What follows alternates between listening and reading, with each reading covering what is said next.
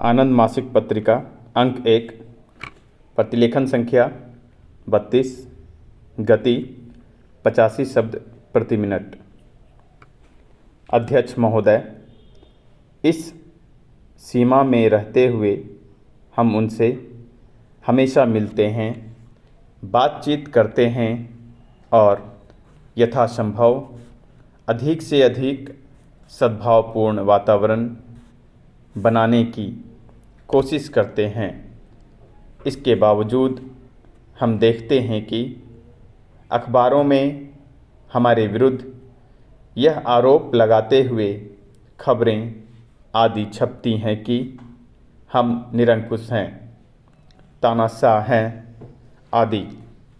ये आरोप सच्चाई से इतनी दूर हैं कि उनसे हमें कोई परेशानी नहीं होती, लेकिन जो चीज़ मुझे परेशान करती है वह यह है कि जब लोग इस बारे में सच्चाई की इतनी ज़्यादा उपेक्षा करते हैं तो हम कैसे आशा कर सकते हैं कि वे अन्य मामलों में सही मूल्यांकन हमें दे सकें।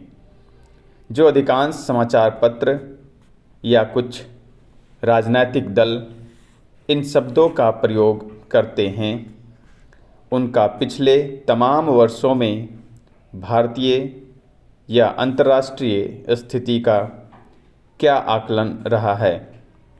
हम कह नहीं सकते कि उनका आकलन एक बार भी कभी ठीक रहा हो, क्योंकि उनकी सोच हमेशा ही शासकों के प्रति ऐसी रही है, बल्कि इसलिए भी कि वे अपने विचारों और पूर्वाग्रहों के दायरे में ऐसे बंध गए हैं कि वे अपने रंगीन चश्मे उतारकर चीज़ों को सही रूप में ही देख नहीं पाते। मुख्यमंत्री जी अभी अभी शिमला सम्मेलन और वहाँ हुए समझौते की चर्चा की। स्वाभाविक है कि जब सरकार कोई निर्णय करती है या किसी विशेष नीति पर चलती है तो इसलिए कि सरकार सोच विचार के बाद आश्वस्त होती है कि वह नीति देश के हित में है। अगर हमें यह लगता है कि उस समझौते से देश के लिए कुछ भलाई होने वाली है तो हम उनसे न करते। अपने आप में वह समझौता से देश के लिए कुछ भलाई होने वाली है तो हम उसे ना करते। अपने आप में वह समझौता एक शुरुआत से ज़्यादा कुछ नहीं है। भारत की समग्रता में समस्या इतनी विकराल है कि हम जो भी करें, जो भी कदम उठाएं, वह एक आरंभ ही हो सकता है।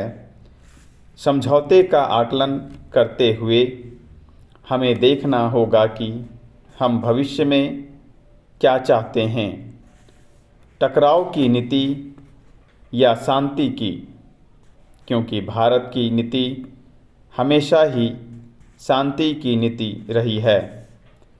हमने किसी और देश के खिलाफ आक्रामक कार्रवाई नहीं की और जब पाकिस्तान ने हम पर हमला किया तो भी मैंने बहुत साफ शब्दों में कहा था कि पाकिस्तान की 1 इंच ज़मीन भी नहीं हथियाना चाहते।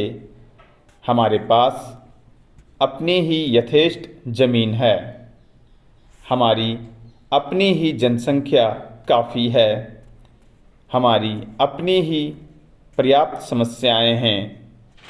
हमारी इच्छा यह नहीं है कि हम औरों की ज़मीन हड़पें, औरों को कब्ज़े में लें या और समस्याओं से उलझें। हमारा विश्वास विभाजन में नहीं था। जब कांग्रेस ने उसे एक अनिवार्य बुराई मानकर स्वीकार किया था, तब भी हमने बहुत स्पष्ट रूप में कहा था कि उससे हमारी समस्याएं सुलझेंगी नहीं। हमने कहा था कि कोई भी राष्ट्र केवल किसी धर्म के आधार पर जीवित या एक नहीं बना रह सकता। इतिहास ने इसकी सच्चाई को साबित कर दिया है।